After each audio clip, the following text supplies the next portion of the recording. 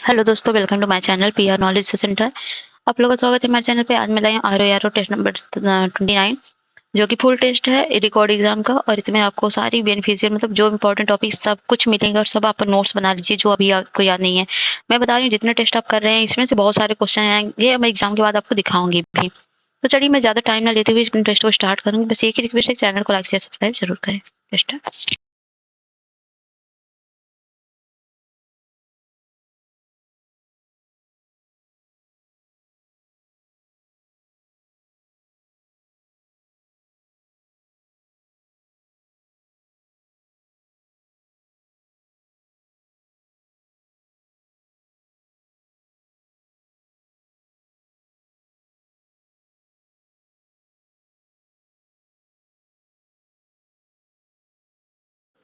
तो चलिए हम क्वेश्चन पे आते हैं। तो 140 क्वेश्चन है। तो सूची एक को सूची दो से सम्मिलित करना है। एहोल अभिलेख कहाँ से मिला था? तो हर्ष एवं पुलकेशिन सेकंड से संबंधित है।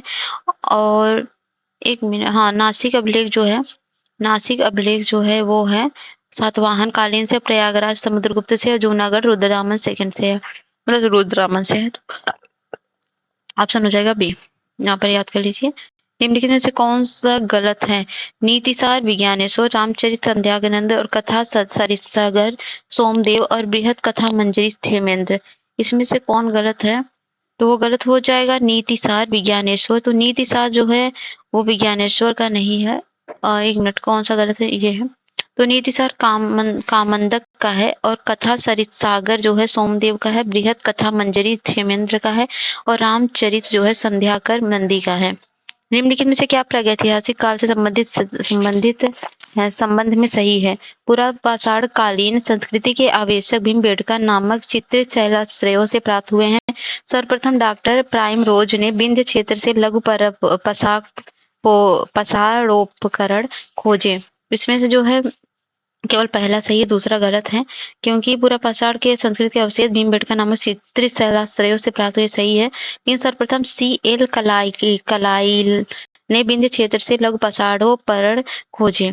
अगला है, निम्नलिखित में से महाराष्ट्र के धर्माबाद का संबंध किससे है? तो पूरा पाषाण, मध्य पाषाण, नवपाषाण, ताम्र पाषाण। तो है ताम्र पाषाण काल से। धर्माबाद गोदावरी नदी की एक सहायक नदी प्रवरा नदी पर स्थित है, जो ताम्र पाषाण युगीन स्थल है। यहाँ तांबे के साथ साथ बड़ी संख्या में कांसे की वस्तुएं भी प्राप्त हुई हैं। यह हड़प्पा संस्कृति का प्रभाव दिखलाती हैं। यहाँ से गैंडा, भैंसा तथा रथ चलाते हुए मनुष्य की आकृति मिली है। निम्नलिखित में से कौन गलत है? मल्ल, कुशीनगर, चेदी, महिष्मती, कम्बोज, हाटक और अस्मक पोतना। तो चेदी महिष्मती नहीं है, चेदी जो है सोथीवती है। ऑप्शन हो गया बी। तो अस्मक पोतना यही रट लीजिए। अस्मक पोतना। अवंती का उत्तरी उज्जयिनी, दक्षिणी महिष्मती, चेदी का सोथीवती और कौशल का श्रावस्ती होगा। मल्ल का कुशीनगर पावा होगा। निम्नलिखित में से कौन सा कथन सही है? हर्यक वंश को पितृहंता वंश कहा जाता है। बिंबिसार ने विजयों तथा वैवाहिक संबंधों के द्वारा इस वंश का विस्तार किया। राजगृह नामक नगर की स्थापना उदयभद्र ने की थी। कौन सा सही है? जिसमें पहला दूसरा सही है। राजगृह तो हर्यक वंश को पितृहंता कहते हैं, जो 544 ईसा पूर्व से 412 ईसा पूर्व तक चला था। इस वंश का संस्थापक बिंबिसार था। इस जैन साहित्य में त्रिदिक कहा गया है, जिसमें विजयों तथा वैवाहिक संबंधों के द्वारा अपने वंश का विस्तार किया। इन्होंने लिच्छवी गणराज्य के शासक की पुत्री चेलना कौशल नरेश प्रसेनजित की बहन महाकोसला तथा भद्र देश की राजकुमारी क्षेमा से विवाह किया। इसने राजगृह नामक नवीन नगर की स्थापना की। इसकी हत्या पुत्र अजातशत्रु ने कर दी। निम्नलिखित में से कौन सा कथन सही है? तो डोमिंग पायस पुर्तगाली यात्री था। उसने अच्युत राय के शासनकाल के दौरान भारत का दौरा किया था। क्रोनिका डास डी बिसनागन में इसके द्वारा विजयनगर साम्राज्य के बारे में गहन जानकारी दी गई है। तो इसमें पहला तीसरा सही, दूसरा गलत है। तो डोमिंगा जो पायस था पुर्तगाली यात्री था। उसने दक्षिण भारत की यात्रा के दौरान विजयनगर साम्राज्य के शासक कृष्णदेव राय के शासनकाल में प्राचीन हम्पी के सभी ऐतिहासिक पहलुओं का विस्तृत वर्णन किया। इसके द्वारा क्रोनिका डास डी बिसनागा में विजयनगर साम्राज्य के बारे में गहन जानकारी दी गई है।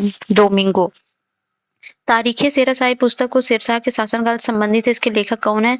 तो ये है इनायत खां, मोहम्मद कासिम सरिस्ता, अब्बास खां सेरावनी। तो यह है अब्बास खां सेरावनी। तारीख़ शेरशाही शेरशाह के शासनकाल की सामाजिक, आर्थिक तथा राजनीतिक स्थिति की जानकारी मिलती है।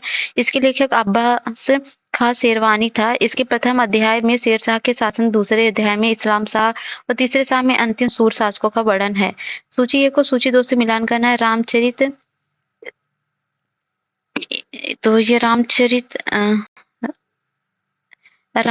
जो है रामचरित है बंगाल सेना के सेन वंश का वर्णन।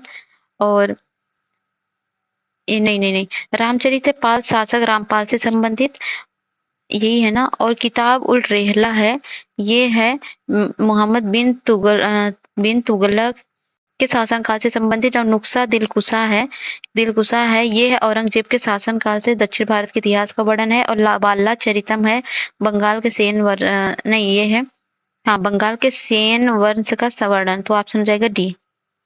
तो यहाँ पर देख लीजिए, तो औरंगजेब दक्षिण भारत के इतिहास का वर्णन नुस्खा ए दिलकुशा, औरंगजेब के दक्षिण भारत के इतिहास का वर्णन नुस्खा ए दिलकुशा है। पाल शासक रामपाल संबंधित है रामचरित। और मोहम्मद बिन तुगलक के शासनकाल संबंधित है किताब उल रेहला। और बंगाल के सेन वंश का वर्णन है बाला चरित। कथन एक है दोहरिया का युद्ध हुमायूं का प्रथम सैन्य अभियान था। दोहरिया नामक स्थान गोमती नदी तट पर स्थित है। तो इसमें जो है ए जो है गलत है और आर सही है। हुमायूं का प्रथम सैन्य अभियान कालिंजर पर आक्रमण 1531 था। इसका उद्देश्य गुजरात के शासक बहादुर शाह की बढ़ती हुई शक्ति को रोकना था। अब अगला है सूची 1 को सूची 2 से मिलान करना है। तो वो है महबूबे इलाही शेख निजामुद्दीन औलिया। चिरागे दिल्ली है शेख नसरुद्दीन महमूद और सुल्तान तरकीन है शेख हमीदुद्दीन। और फरीदुद्दीन गंज शंकर है बाबा फरीद का। तो ऑप्शन हो गया सी।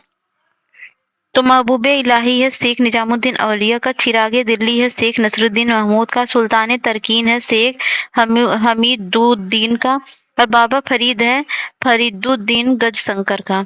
निम्नलिखित में से कौन सा कथन सही है? तो ब्रिटिश इंडियन एसोसिएशन 1891 में मद्रास में स्थापित भारत का पहला प्रमुख स्वैच्छिक संगठन था। इस एसोसिएशन की शाखाएं बाहर भी खोली थी। इस संस्था की पहली समिति के अध्यक्ष देवेंद्र नाथ टैगोर थे। तो इसमें जो सही है वो सही है केवल दूसरा। इस एसोसिएशन की शाखाएं बाहर भी खोली गई थी। तो ब्रिटिश इंडियन एसोसिएशन 1891 में कलकत्ता में स्थापित भारत का पहला प्रमुख स्वैच्छिक संगठन था, जो लैंड होल्डर सोसाइटी और ब्रिटिश इंडिया सोसाइटी को मिलाकर बना था। British Indian association land holders और ब्रिटिश इंडियन सोसाइटी को मिलाकर 1891 कलकत्ता में स्थापित हुआ था। इस संस्था के संस्थापक अध्यक्ष राजा राधाकांत देव थे और सचिव जो थे देवेंद्रनाथ टैगोर थे। अगला है कथन है आत्म सम्मान आंदोलन 1928 में तमिलनाडु में ई रामास्वामी नायकर द्वारा शुरू किया गया था। यह एक समतावादी आंदोलन था। तो जो है पहला गलत है, दूसरा सही है। आत्म सम्मान आंदोलन 1925 में तमिलनाडु में ईवी रामास्वामी नायकर द्वारा शुरू किया गया था। एक समतावादी आंदोलन था जिसमें ब्राह्मणवादी आधिपत्य को तोड़ने, समाज में पिछड़े वर्गों और महिलाओं के लिए समान अधिक और द्रविड़ भाषाओं के पुनरुद्धार की विचारधारा का प्रचार किया था। यह एक समतावादी आंदोलन था। तो ये सही तो है, ये भी सही है। ए असत्य है। ए क्या असत्य है? इसमें क्या दिया था? इस तमिलनाडु तो आत्मसम्मान आंदोलन तमिलनाडु के रामास्वामी नायकर द्वारा शुरू किया गया था। तो ये दोनों के दोनों सही है। अगला है निम्नलिखित में से एक मिनट, इसमें जो है बोथ ए आर टू, तो ये है बी होगा, इसका आंसर बी होगा। तो अगला निम्नलिखित में से क्या गलत है? गोपाल कृष्ण गोखले ब्राह्मण परिवार संबंधी थे। 1902 में उन्हें भारतीय राष्ट्रीय कांग्रेस का अध्यक्ष, एक मिनट जी मैं क्या कंफ्यूज हो गई, 1928 दिया था 25 दिया था, तो इसलिए गलत हो गया। तो ऑप्शन होगा डी सही है। डी सही है। अगला है निम्नलिखित में से क्या गलत है? गोपाल कृष्ण गोखले ब्राह्मण परिवार संबंधित थे। 1902 में उन्हें भारतीय राष्ट्रीय कांग्रेस का अध्यक्ष चुना गया। यह संगठन सर्वेंट्स ऑफ इंडिया सोसाइटी, आदिवासी ग्रामीण साक्षात्कार बढ़ाने और आपातकालीन राहत कार्यों संबंधित था। तो इसमें जो है वो सही है केवल दूसरा। तो गोपाल कृष्ण गोखले 1905 में सर्वेंट्स ऑफ इंडिया सोसाइटी की स्थापना की गोपाल कृष्ण गोखले ने। इसके उद्देश्य पूर्ण कल्याण में विभिन्न धर्मों, जातियों और भारतीयों को प्रशिक्षित और एकताबद्ध किया गया था। यह देश का पहला संगठन था जो आदिवासी, ग्रामीण और अल्प सुविधा प्राप्त लोगों के लिए समर्पित था। संगठन का मुख्यालय पुणे में था। 1902 में कांग्रेस अधिवेशन की अध्यक्षता सुरेंद्रनाथ बनर्जी ने की थी। 15वां निम्नलिखित में से गलत सुमेलित है तो वह 1909 मदन मोहन मालवीय थे, अध्यक्ष सही है। 1907 में रासबिहारी बोस थे और 1931 में सरदार पटेल थे और 1916 में नारायण गणेश चंदावरकर नहीं थे, बल्कि 1916 में अंबिका चरण मजूमदार थे। तो 1909 मदन मोहन मालवीय 9 और मदन 9 से याद कर लीजिए। 1909 मदन 9 से मालवीय थे। 1907 में 7 में रास आ गया इनको बिहार, 7 में रास बिहारी बोस और 1931 में सरदार 31 सरदार की भीड़, तो 16 में अंबिका चरण थे। अगला है निम्नलिखित विद्रोहों को उनके सही क्रम में व्यवस्थित कीजिए। नील विद्रोह, मोपला विद्रोह, अहोम विद्रोह, बघेरा का विद्रोह। तो इसका जो आंसर होगा वो बी होगा 4, 3, 1, 2। तो यहाँ पर हम डेट देखेंगे तो अहोम विद्रोह 1928 से 23 में हुआ था। बघेरा 1818-19 में हुआ था। नील विद्रोह 1859-60 में हुआ था। मोपला 1921 में हुआ था। तो अहोम 1928 में हुआ था, बघेरा 1818 में हुआ था। निम्नलिखित में कौन मद्रास लेबर यूनियन संबंधित था? तो वह थे वीपी वाडिया। 1918 में वीपी वाडिया द्वारा गठित मद्रास लेबर यूनियन भारत का प्रथम आधुनिक मजदूर संगठन था। कथन कारण है, भारत में आधुनिक मजदूर वर्ग का उदय 18वीं शताब्दी में औपनिवेशिक शासन के तहत पूंजीवाद के आगमन के साथ हुआ। और तो ये तो बंगाल में शशिपद और बनर्जी ने मजूमदारों के लिए 1870 में श्रमजीवी क्लब की स्थापना की। तो ये कारण तो सही है, कथन गलत है, तो ऑप्शन हो गया डी। भारत में आधुनिक मजूमदार का उदय 19वीं शताब्दी, वहां पर 18वीं दी था तो 19वीं में हुआ था और औपनिवेशिक शासन के तहत पूंजीवाद के आगमन के साथ हुआ।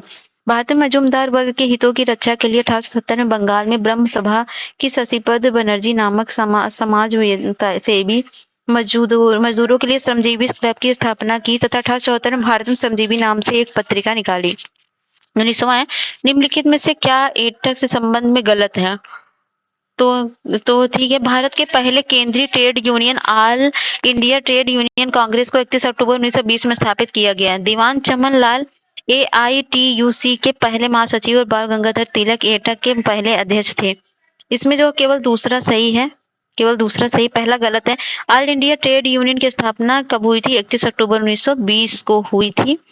और तो ठीक है, तो ये जो है इसमें जो है क्या पूछा है, तो गलत पूछा है, तो दूसरा गलत है क्योंकि यह भारत का सबसे पुराना ट्रेड यूनियन संघ था। लाला लाजपत राय इसके पहले अध्यक्ष थे। दीवान चमन लाल AITUC के पहले महासचिव थे। निम्नलिखित में से कौन सा युग्म सुमेलित नहीं है? तो सूरत विभाजन 1907 में हुआ तो सही है। मुस्लिम लीग की स्थापना ये हुई थी 1906 में, ना कि 1904 में, ये गलत है और ऑप्शन हो जाएगा बी। बंगाल विभाजन 1905 और भारत की राजधानी 1911 में बनी थी दिल्ली। बंगाल का विभाजन 1905, मुस्लिम लीग की स्थापना 1906 में और 7 में सूरत विभाजन हुआ था। भारत की राजधानी कलकत्ता से दिल्ली स्थानांतरण 1921 में हुआ था। लंदन में इंडियन होम रूल सोसाइटी की स्थापना कब हुई थी? तो लंदन की बात हो रही, तो लंदन में हुआ था 1905 में। श्यामजी कृष्ण वर्मा ने लंदन में इंडियन होम रूल सोसाइटी की स्थापना की थी। 1879 में संस्कृत के विद्वान के रूप में ब्रिटेन आए। लंदन में इंडियन होम रूल सोसाइटी की स्थापना 1905 में हुई थी। कृषक प्रजा पार्टी की स्थापना कब हुई थी? तो वही हुई थी 1929 में। ठीक है, और किसने किया था? इसके नेता थे फजलुल हक और अकरम खान, अब्दुल रहीम इत्यादि थे। इनकी स्थापना 1929 में बंगाल में हुई थी। ये मिलान करना है, तो मिलान देखना है। तो है एका आंदोलन हुआ था उत्तर प्रदेश में। बरली विद्रोह कहाँ पर हुआ था? बरली विद्रोह हुआ था बम्बई में। और तेभागा आंदोलन जो हुआ था वो बंगाल में हुआ था। बिजौलिया आंदोलन राजस्थान में हुआ था, ऑप्शन ए। तो यहाँ पर देखेंगे एका उत्तर प्रदेश और वर्ली बम्बई और तेभागा आंदोलन बंगाल, बिजौलिया राजस्थान। निम्नलिखित में से किस द्वारा विश्व प्रतिस्पर्धा सूचकांक प्रकाशित की जाती है? तो विश्व प्रतिस्पर्धा ये प्रकाशित की जाती है IMD द्वारा। प्रबंधन विकास संस्थान IMD द्वारा वैश्विक विश्व प्रतिस्पर्धात्मक सूचकांक जारी किया जाता है। निम्नलिखित में से कौन मौद्रिक नीति का साधन नहीं है? तो कौन सा नहीं है? तो वह है पहली और तीसरी, सरकारी खर्च और न्यूनतम समर्थन मूल्य।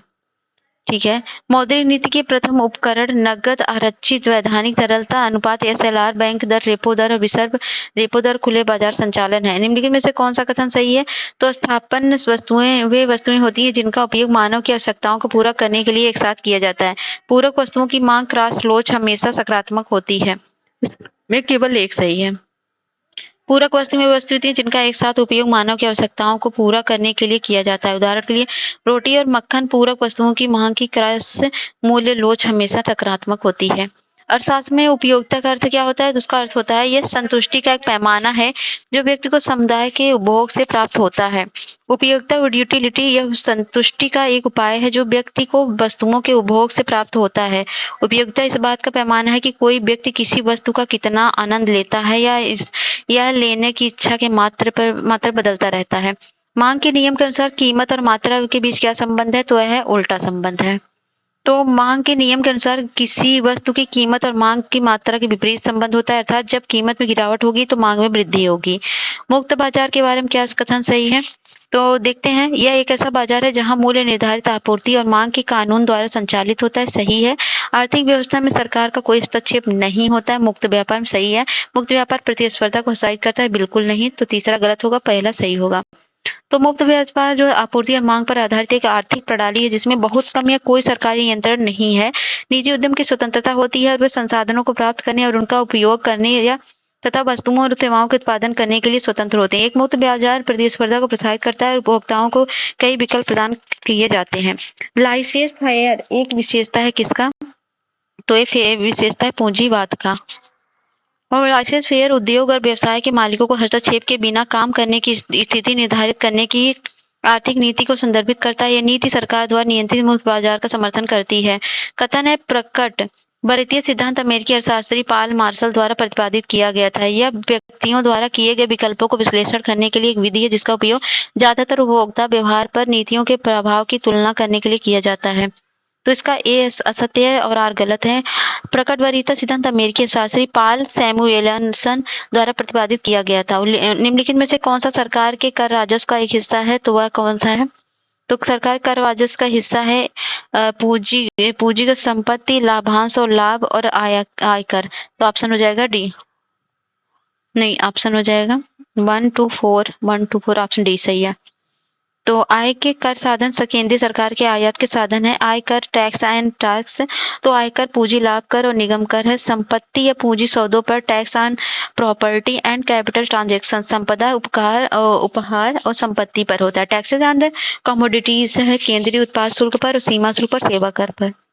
बजट दो टाइप के होते हैं, एक रेवेन्यू रिसिप्ट्स होते हैं, एक कैपिटल रिसिप्ट्स होते हैं। तो रेवेन्यू रिसिप्ट में टैक्स रेवेन्यू होता है और नॉन टैक्स रेवेन्यू होता है। टैक्स रेवेन्यू में इनडायरेक्ट टैक्स होता है और डायरेक्ट टैक्स होता है। डायरेक्ट टैक्स में होता है income tax, corporate tax, wealth tax, gift tax, stamp duty and expenditure tax होता है। और इनडायरेक्ट टैक्स में सेल टैक्स, कस्टम ड्यूटी और एक्साइज ड्यूटी और सर्विस टैक्स और एंटरटेनमेंट टैक्स होता है। और नॉन टैक्स में होता है interest received, profit and dividend and fees and fines and external grants होता है।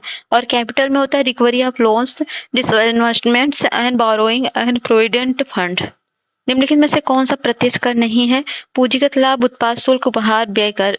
तो वह है उत्पाद शुल्क। तो एक्सेसिव ड्यूटी ये डायरेक्ट टैक्स नहीं है।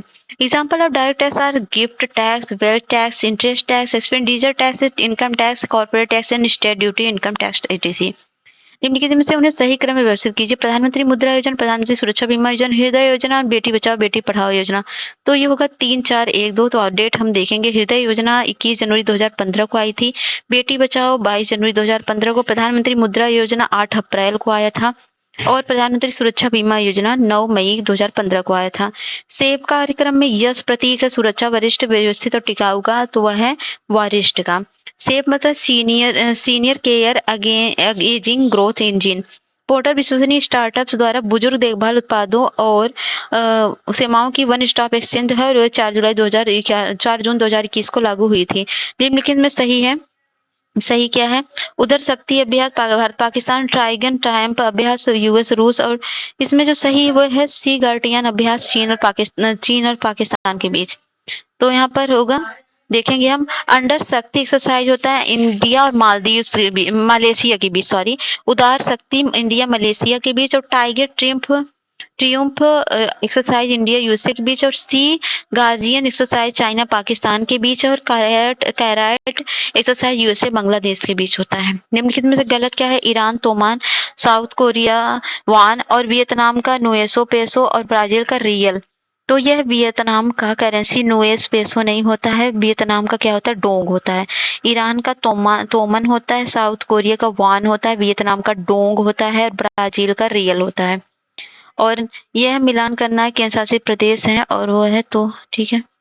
तो नगरी दुबराज चावल, नगरी दुबराज चावल कहाँ का है? तो नगरी दुबराज चावल है छत्तीसगढ़ का।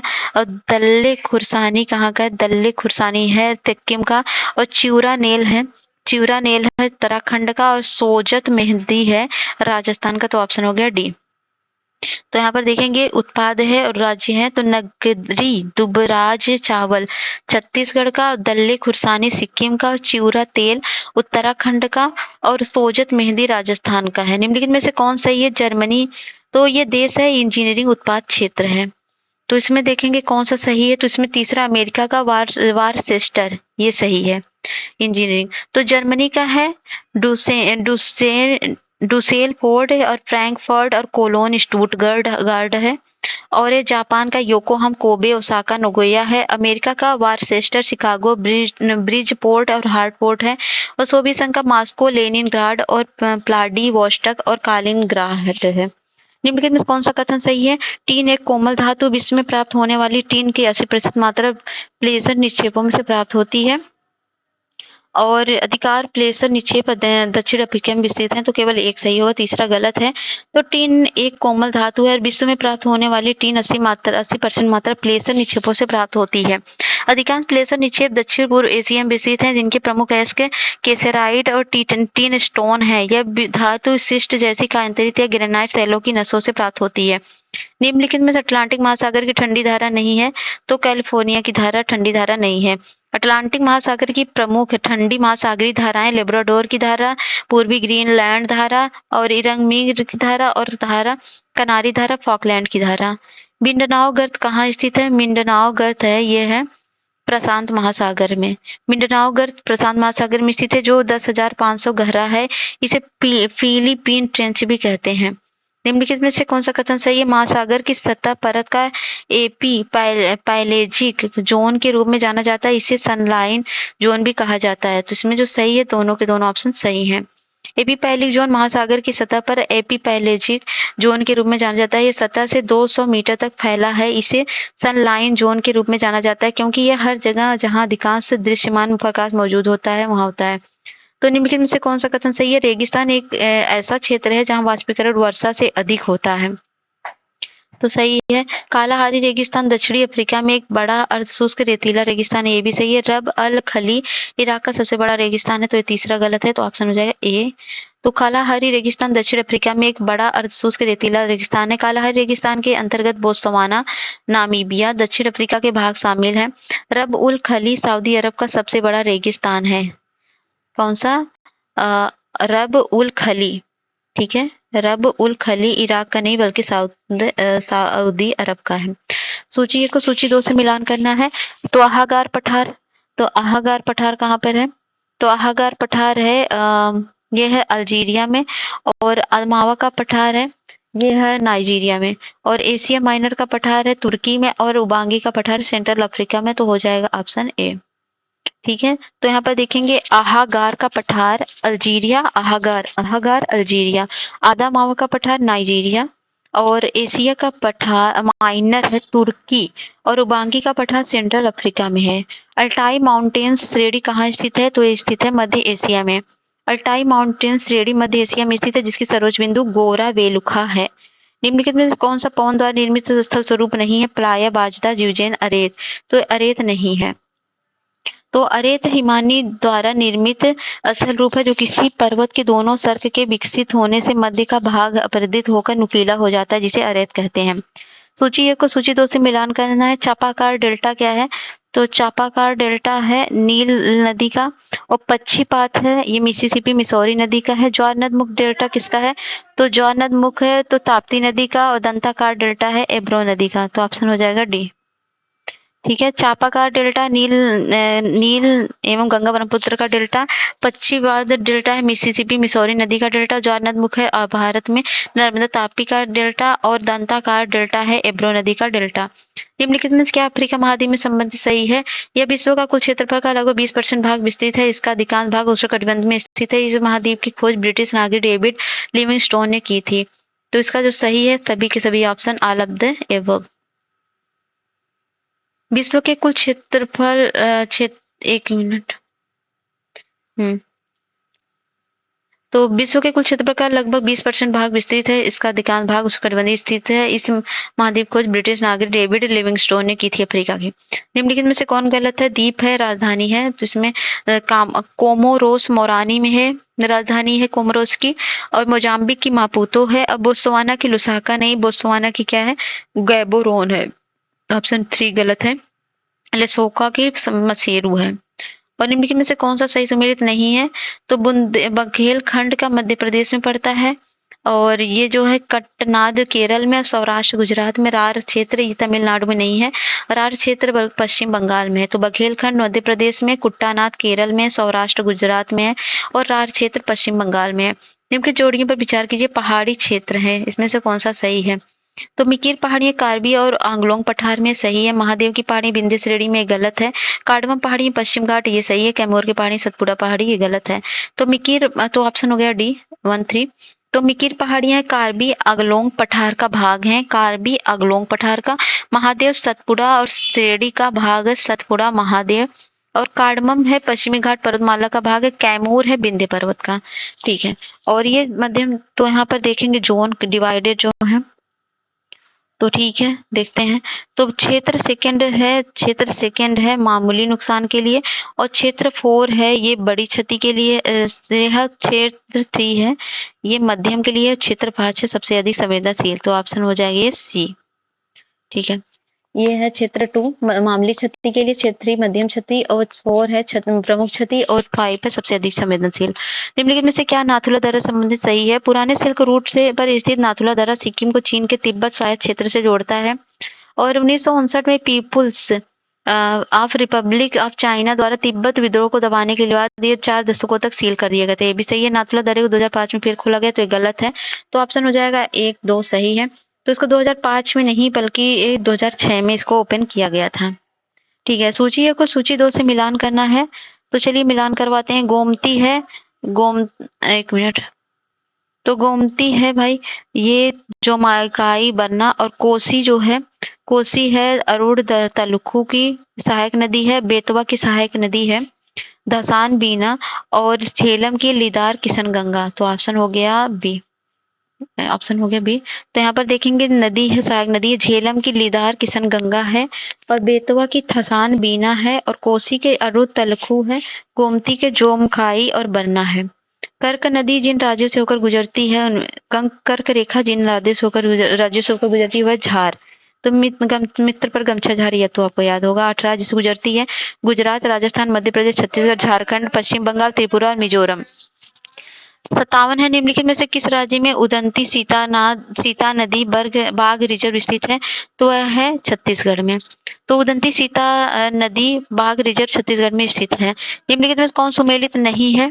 सर इसका टाइगर रिजर्व राजस्थान का सही है, बुक्सा जो है पश्चिम बंगाल का सही है, इंद्रावती झारखंड में नहीं बल्कि छत्तीसगढ़ में है, और नामदफा ये है अरुणाचल प्रदेश सही है। तो यहाँ पर टाइगर रिजर्व है सरिस्का राजस्थान, बुक्सा पश्चिम बंगाल, इंद्रावती छत्तीसगढ़ और नामदफा अरुणाचल प्रदेश। प्रायद्वीपीय भारत में पूर्व दिशा में बहने वाली नदियों का उत्तर से दक्षिण की ओर क्रम में वर्णित कीजिए। तो यह स्वर्ण रेखा, महानदी, गोदावरी, कृष्णा, कावेरी, वैगई। अगला निम्नलिखित में से कौन सा कथन भारतीय वन्य जीव संस्थान के संबंध सही है?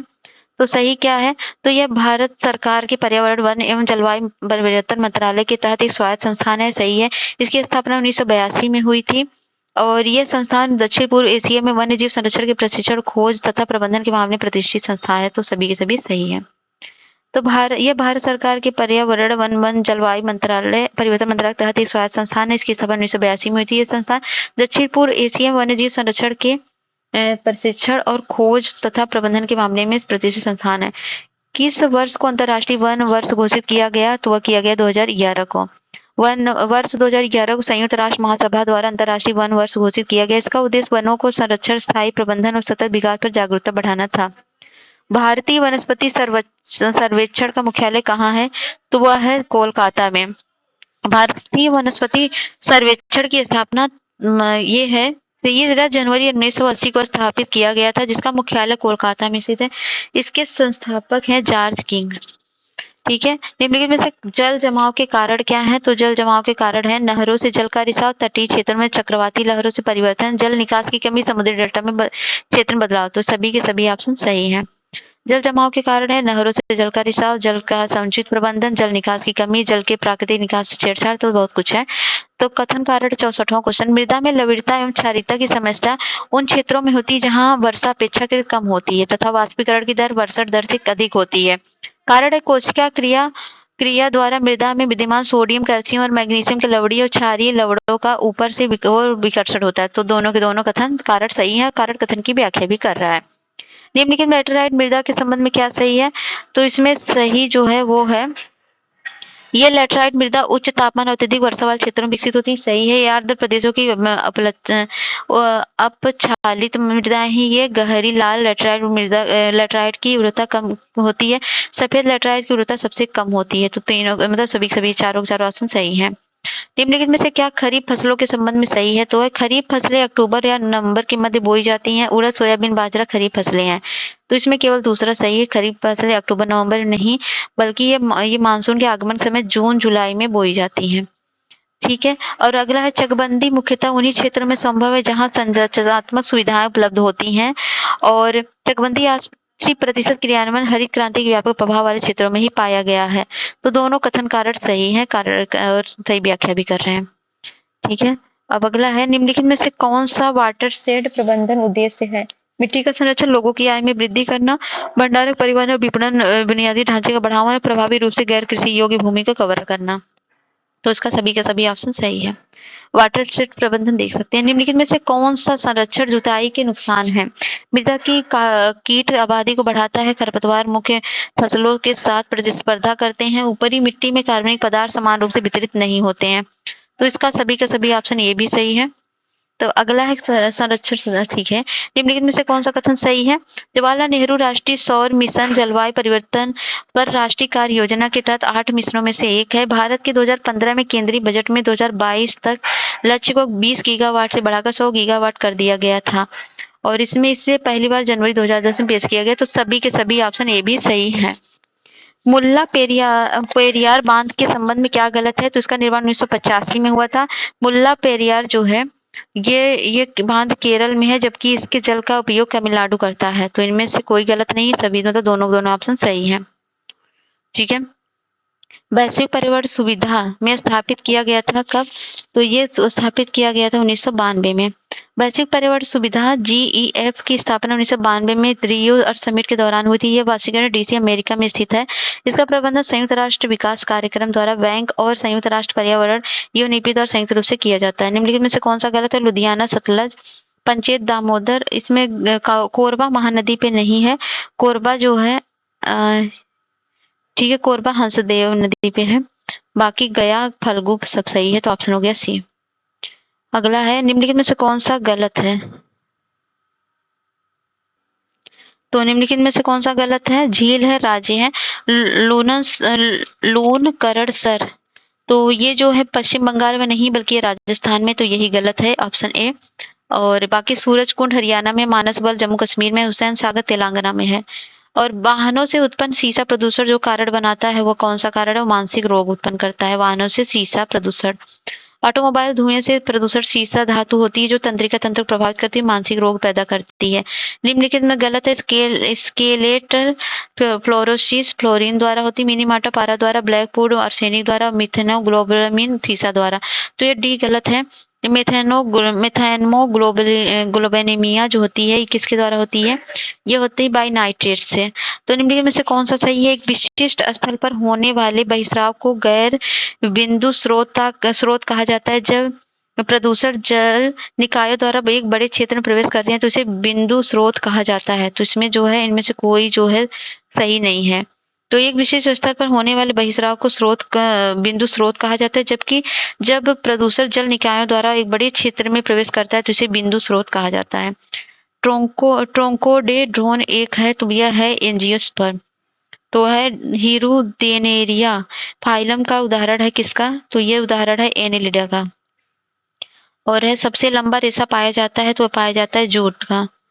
और निम्नलिखित में से कौन सा गलत है? तो विटामिन के रक्त का थक्का जमाना सही है। विटामिन बी3 अनिद्रा नहीं होता है। विटामिन बी3 से आइसोमेनिया इनवर्टिंग स्लीप मतलब ये जो है ये अनिद्रा नहीं होता है, तो आइसोमोनिया होता है। विटामिन 5 से या निद्रा जो होता है विटामिन बी5 से होता है। विटामिन बी7 फॉलिक होता है। विटामिन ई होता है कम प्रजनन क्षमता। तो ठीक है, बी गलत है, बी5 से होता है निद्रा।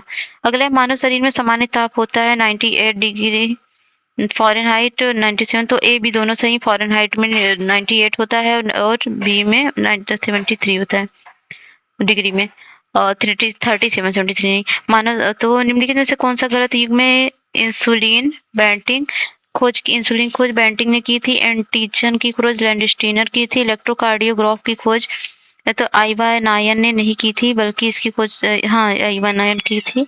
गर्भ निरोधक गोलियां दांतों की सख्त इनेमल परत होती है, वो होती है कैल्शियम हाइड्रॉक्सी पेटाइट से। तो कैल्शियम हाइड्रॉक्सीपेटाइट से बना टूथ इनेमल शरीर का सबसे कठोर पदार्थ होता है। पानी में नहीं घुलता है, लेकिन मुंह में पीएच 5.5 से कम होने पर यह जंग खा जाता है। पार्थेनोजेनेसिस एक प्रक्रिया है जिसमें निषेचन के बिना भ्रूण का विकास होता है। किसी भी कवक की कोशिका भित्ति पौधों से भिन्न होती है काइटिन से। और निम्नलिखित में से कौन सा कृंतकनाशक है?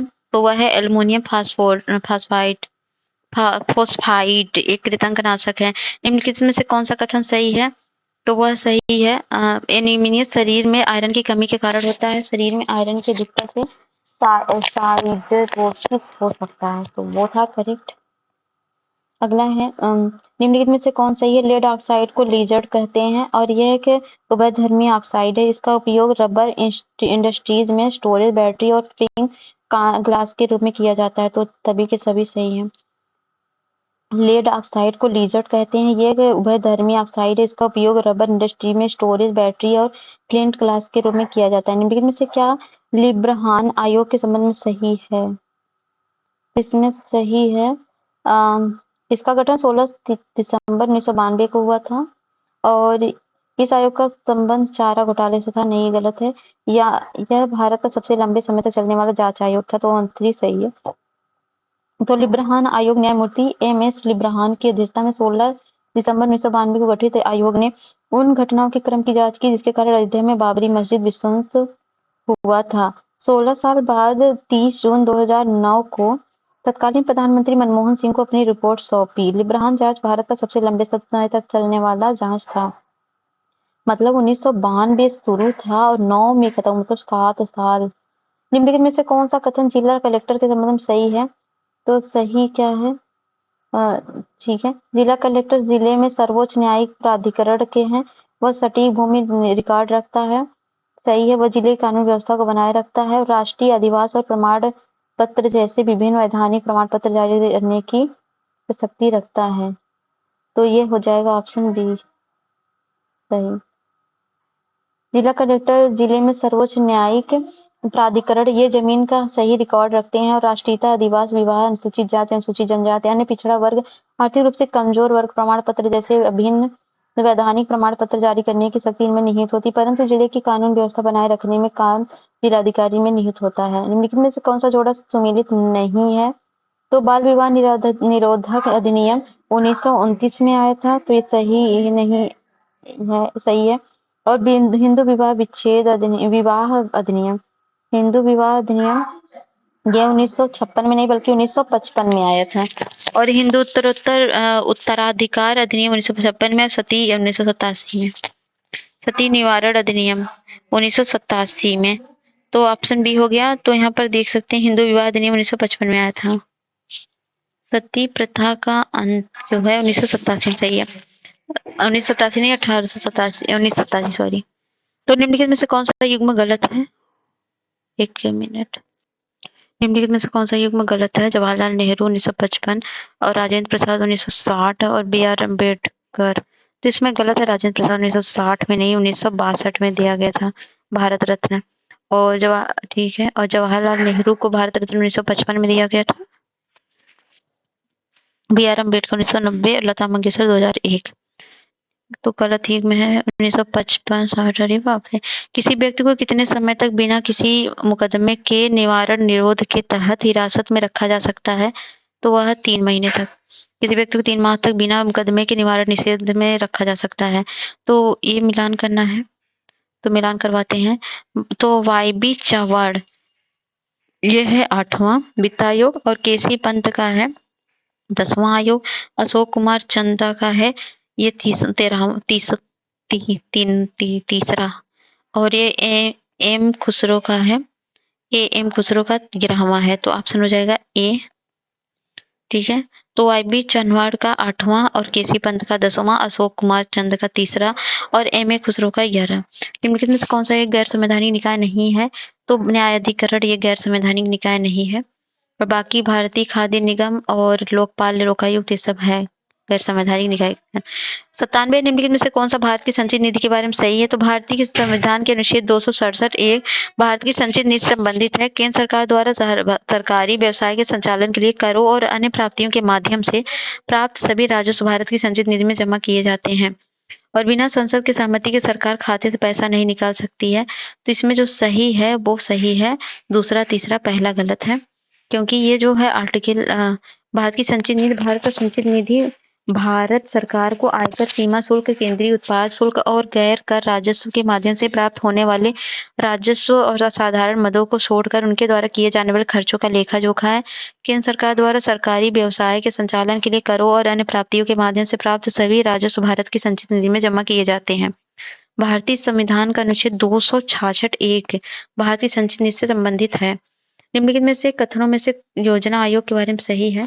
योजना आयोग की स्थापना 1950 में हुई थी और योजना आयोग एक केवल एक सलाहकार निकाय। योजना आयोग के श्रम अध्यक्ष जवाहरलाल नेहरू थे। गुजराती लाल नंदा की अध्यक्षता में 1946 में गठित सलाहकार योजना बोर्ड की सिफारिश कर भारत सरकार का एक कार्यकारी संकल्प बना। तो इसमें जो है 1 2 3 है, चौथा गलत है। तो योजना आयोग 1950 में योजना आयोग की स्थापना की गई थी। तो किसी नियोगी की अध्यक्षता में एक सलाहकार योजना बोर्ड की संबद्धता से आधार पर योजना आयोग की स्थापना की गई थी। ये केवल एक सलाहकारी निकाय है। जवाहरलाल नेहरू योजना आयोग के पहले अध्यक्ष थे। गुलजारी नंदा योजना आयोग के पहले उपाध्यक्ष थे और योजना आयोग 2015 में नवगठित नीति आयोग द्वारा प्रस्तावित हो गई। एक नई अखिल भारतीय सेवा बनाने की विशेष शक्ति किसे सौंपी गई? तो वह राज्यसभा में। अगला है मिलान करना है, ये करना है मिलान। तो ठीक है, तो ये है 239 का में क्या है, दिल्ली के संबंध में विशेष उपबंध है। और ये जो है, अरे एक मिनट, और है जल नियंत्रण अधिनियम, प्रदूषण निवारण अधिनियम। ये कब 1974 में आया था। मंडल आयोग ये आया था 1980 में। और अनुच्छेद 137 से सर्वोच्च न्यायालय द्वारा निर्णयों की समीक्षा। तो ऑप्शन हो गया सी। ठीक है, तो यहाँ आप देख सकते हैं निम्नलिखित कथनों में से कौन सा सही है? संविधान के भाग 11 के अंतर्गत 256 से 263 के तहत केंद्र और राज्य सरकारों के मध्य वित्तीय संबंधों का प्रावधान किया गया है।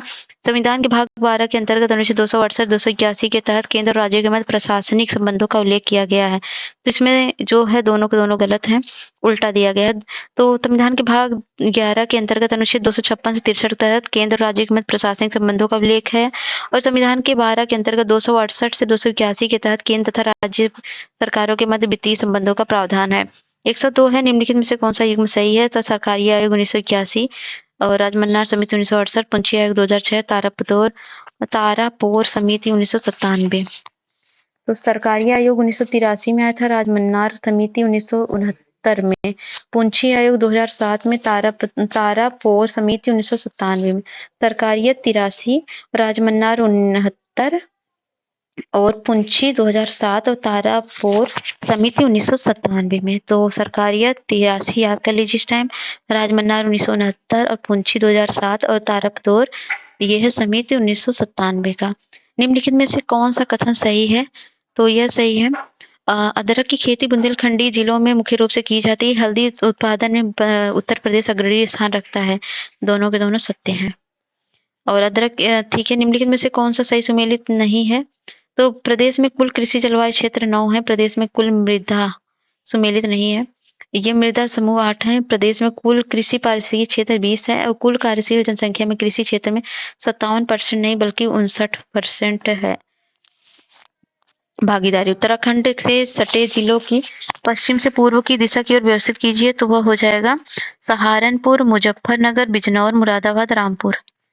निम्नलिखित जिलों को तो उत्तराखंड से जिले से पश्चिम से पूर्व की ओर है सहारनपुर, मुजफ्फरपुर, बिजनौर, मुरादाबाद, रामपुर, बरेली और पीलीभीत है। निम्नलिखित जिलों को उत्तर से दक्षिण दिशा में व्यवस्थित कीजिए तो वो हो जाएंगे हापुड़, मेरठ, अलीगढ़, बदायूं। और प्रदेश का नाम कब उत्तर पश्चिम प्रांत आगरा एवं अवध था? तो वह था 1877 में। प्रदेश के नाम निम्न प्रकार से रखे गए थे। 1836 में उत्तर पश्चिम प्रांत था। 1877 में उत्तर पश्चिम प्रांत आगरा एवं अवध था। 1902 में आगरा एवं अवध का संयुक्त प्रांत था। 1937 में केवल संयुक्त प्रांत था। अगला है उत्तर प्रदेश में सर्वाधिक बार मुख्यमंत्री कौन बना? तो अखिलेश, योगी आदित्यनाथ, मायावती। तो सबसे ज्यादा मुख्यमंत्री बनी मायावती। तो उत्तर प्रदेश सर्वाधिक बार मुख्यमंत्री मायावती 4 बार बनी थी। उत्तर प्रदेश में राज्य सूचना आयोग का गठन कब हुआ था? तो हुआ था 14 सितंबर 2005 को। राज्य सूचना आयोग का गठन 14 सितंबर 2005 को हुआ था। निम्नलिखित में से कौन सा गलत है?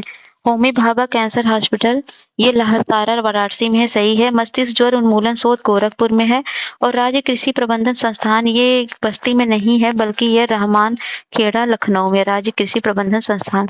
और एरी रेशम अनुसंधान एवं विकास केंद्र कानपुर में है।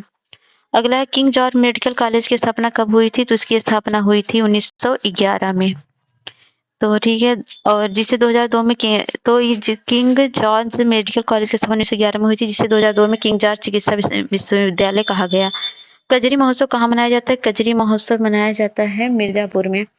प्रत्येक वर्ष मिर्जापुर में। 2001 की अपेक्षा 2011 में राज्यों की औसत साक्षरता में कितने प्रतिशत की वृद्धि हुई है? तो वह हुई है 11.4% की। निम्नलिखित में से कौन गलत है? जौनपुर में लिंगानुपात 1024 है, आजमगढ़ में 1010 है। तो आजमगढ़ में 1010 नहीं है बल्कि जौनपुर से ज्यादा है। नहीं, जौनपुर थोड़ा सा कम है, ये 1014 है। और देवरिया में 1017 है। सुल्तानपुर में 998 है। नवीन और सभी दोनों अपने विद्यालय जाने के लिए एक साथ निकलते हैं। वे दोनों उत्तर की ओर पैदल चलना शुरू कर देते हैं और 500 मीटर चलते हैं। तो यहाँ पर देखिए नवीन और कौन नवीन और उसवी दोनों विद्यालय जाने के लिए एक साथ निकलते हैं। तो नवीन और उसवी मान लीजिए दोनों साथ निकले हैं और वह दोनों उत्तर की ओर पैदल चलते हैं। उत्तर मतलब ऊपर की चलते हैं 500 मीटर और दाएं 300 मीटर मुड़ गए हैं। तो यहाँ पर देख सकते दाएं 300 मुड़ गए हैं। फिर एक चलकर मुड़ गए हैं। फिर 500 मीटर चलने के बाद फिर ये 500 मीटर जाएंगे और फिर क्या करेंगे? मीटर दाएं मुड़ जाएंगे। फिर दाएं इधर मुड़ेंगे आप 600 मीटर 300 मीटर 300 मीटर यहाँ से दाएं मतलब ऊपर की ओर जाएंगे फिर 300 मीटर चलते हैं। फिर ये कहाँ पहुँचते हैं? 500 मीटर जाते हैं। फिर 300 मीटर मुड़े फिर ट्रैफिक सिग्नल पहुँचते हैं। वहां से नवीन दाएं मुड़ता है। नवीन यहाँ पर दाएं मुड़ गया और वो अपने विद्यालय पहुंचने के लिए 300 मीटर सीधा चलता है। मतलब 300 मीटर सीधा चला। फिर वो क्या हुआ? मीटर सीधा चलता है और उस सभी बाएं बाएं मुड़ती है एवं 500 मीटर सीधा चलती है। फिर दाएं मुड़ती है। फिर 600 मीटर चलकर अपने विद्यालय पहुंचती है। इन दोनों विद्यालयों के बीच न्यूनतम दूरी तो यहाँ पर देखिए कि दोनों साथ निकलते हैं फिर वो आगे आगे चलते हैं। तो सब कुछ कैलकुलेट आप देख लीजिएगा। यहाँ पर आंसर तो दिया गया है। तो ऑप्शन हो जाएगा सी 1 किलोमीटर। आप इसको कर लीजिएगा। जेन्नी के भाई कैथ वनीसा का पिता है। विल सैली का पिता जिसकी इकलौती बहन है पॉल से विवाहित है। कैथ ने सैली की ठीक 30 साल पहले विवाह किया था। जिनका जेनी से क्या संबंध है? तो जिनका जेनी का संबंध है मेरे भाई का। ठीक है, जेनी भाई है कैथ का और वो कैथ पत्नी है सैली की। तो यहाँ पर देख सकते हैं रिलेशन बना सकते हैं। इतना तो आता होगा। किसी कुछ भाषा में मैग्नीफायर और ये जो स्पेलिंग दिया है के रूप में लिखता है तो उसी भाषा में ट्रांसिएंट को कैसे लिखा जाएगा? तो इसी में से स्पेलिंग निकाल लीजिए। इसमें से देख लीजिए MEFG। तो इसमें से क्या संबंध है? तो अपोजिट है। तो इसका उल्टा दिया गया है। इसका उल्टा लिख दिया है। इसमें यम के बाद यन लिख दिया है और इसको थोड़ा उलट दिया है बीच से। तो वही किया गया। तो आधा आधा उलट दिया गया है। ठीक है। ये यन है ना, यन जी या ए एम कर दिया है, फिर इसको उलट दिया आधा आधा करके, तो ये हो जाएगा आपका आंसर डी। ठीक है। अगला है अंग्रेजी शब्दकोश में निम्नलिखित में से कौन सा शब्द तीसरे स्थान पर आएगा, तो तीसरे स्थान पर नॉट नोशनल आएगा, इसको अगर आप मिलाएंगे तो। यदि टॉम 48 है और DIC 27 है तो कैटल कितना होगा, तो कैटल इसको जोड़ा गया है, टी का 20 होता है, ओ का कितना होता है, जो भी होता है सब जोड़ के आप करेंगे तो हो जाएगा 48 और कैटल का आ जाएगा जोड़ने पर, कैटल का आएगा 61। तो यहाँ पर देखिए टी का 20 है और ओ का 15 है, यम का 13 है और डी का 4 है, आई का सब जोड़े हैं तो 27 48 आ गया। इसी तरह से कैटल का जोड़ लेंगे हम। तो अगला है 120 नंबर का क्वेश्चन। 26/1/1996 से 15/5/1996 दोनों दिनों का समावेश के दिनों की संख्या क्या है, तो दिनों की संख्या होगी 111। 26/1/96 से 15/5/96 दोनों दिनों का समावेश के बीच 3 दिनों की संख्या पूछा है, तो 1996 जो 4 से पूरी तरह विभाजित हो रहा है इसलिए यह लीप ईयर्स होगा और इस लीप ईयर्स में 29 दिनों की होती है। तो जनवरी माह में दिनों की संख्या कितनी है, 6। तो तारीखों को शामिल करके बनेगा फरवरी माह में दिनों की संख्या 29, तो सब जोड़ जाड़ के तब आएगा 111। अंडमान और निकोबार द्वीप समूह में कितने द्वीपों का नामकरण परमवीर चक्र विजेताओं के नाम पर किया गया है, तो वो किया गया है 21। तो परमवीर दिवस 23 जनवरी पर प्रधानमंत्री नरेंद्र मोदी ने अंडमान निकोबार द्वीप समूह के या 21 सबसे बड़े द्वीपों का नामकरण परमवीर चक्र विजेताओं के नाम पर किया है। किस राज्य ने राज्यों के सभी पशुओं को इलाज की सुविधा प्रदान करने के लिए गोवंश मोबाइल चिकित्सा योजना शुरू की, तो वह शुरू की है छत्तीसगढ़ ने। छत्तीसगढ़ ने राज्य के सभी पशुओं को इलाज की सुविधा प्रदान करने के लिए गोवंश मोबाइल चिकित्सा योजना शुरू की है। भारत ने किस देश के साथ साझेदारी में काउंटर रैमसनवेयर साइबर सुरक्षा अभ्यास का आयोजन किया है, तो वह किया है ब्रिटेन के साथ। भारत के राष्ट्रीय सुरक्षा परिषद सचिवालय और ब्रिटिश सरकार ने अंतर्राष्ट्रीय स्तर पर व्यापक साइबर हमले से निपटने की तैयारी के लिए BAE सिस्टम्स के सहयोग से रैमसनवेयर से निपटने के लिए 26 देशों के लिए रैमसनवेयर डेल का वर्चुअल तरीके से सफलतापूर्वक संचालन किया और अभ्यास international counter ransomware initiative resilience working group का हिस्सा था। भारत में किस देश के साथ वोस्तक अभ्यास भाग लिया, तो वह है रूस के साथ। वोस्तक 2022 सैन्य अभ्यास में भारतीय सेना के गोरखा राइफल्स के सैनिकों को एक टुकड़ी ने भाग लिया। ये सैन्य अभ्यास 1 सितंबर से 7 सितंबर तक सुदूर पूर्व जापान सागर में विभिन्न स्थानों पर आयोजित किया गया। 125वां निम्नलिखित में से किस राज्य ने चीपी ग्रीनफील्ड हवाई अड्डे का नाम बदलकर बैरिस्टर नाथ पाई के नाम पर रखने का निर्णय लिया है, तो वो लिया है महाराष्ट्र ने। ठीक है। अगला, गरीबों के बीच भूख और भोजन की समान पहुंच के मुद्दे पर दुनिया का ध्यान आकर्षित करने के लिए विश्व खाद्य दिवस किस दिन मनाया जाता है, तो मनाया जाता है 16 अक्टूबर को। अगला, स्टैटिस्टा की रिपोर्ट के अनुसार भारत का कौन सा मंत्रालय 29.2 लाख के लोगों के नौकरी देने के साथ दुनिया में सबसे ज्यादा नौकरी देने वाला नियोक्ता संस्थान बन गया है, तो बन गया है रक्षा मंत्रालय। अगला, नैसकॉम की रिपोर्ट के अनुसार भारत में 5G नेटवर्क प्रौद्योगिकी 2030 तक भारत के सकल घरेलू उत्पाद में कितने प्रतिशत योगदान देने की उम्मीद है, तो वह उम्मीद है 2%। और है कौन सी कंपनी दुनिया की सबसे बड़ी पवन और हाइब्रिड पावर डेवलपमेंट कंपनी बन गई है, तो बन गई है अडानी पावर।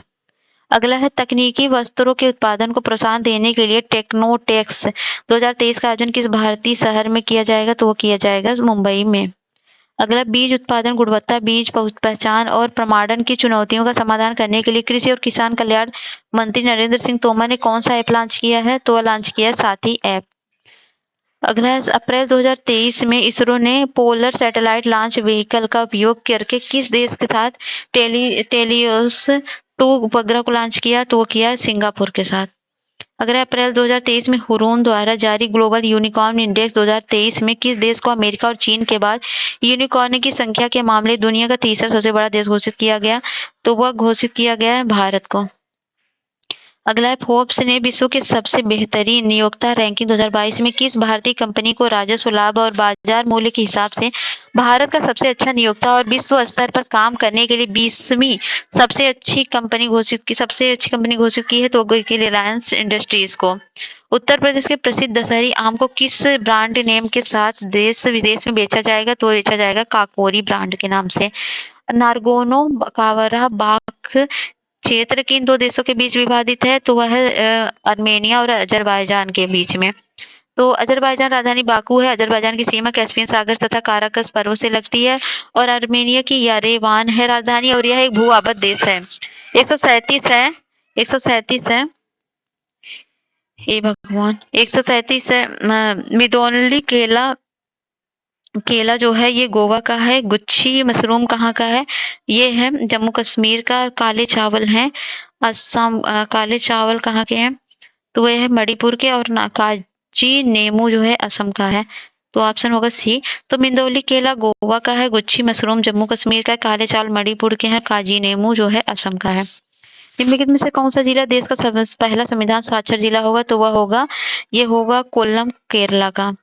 अगला है, भारत की पहली अंडर वाटर मेट्रो सेवा किस शहर में शुरू की जाएगी? तो की जाएगी कोलकाता में। ठीक है।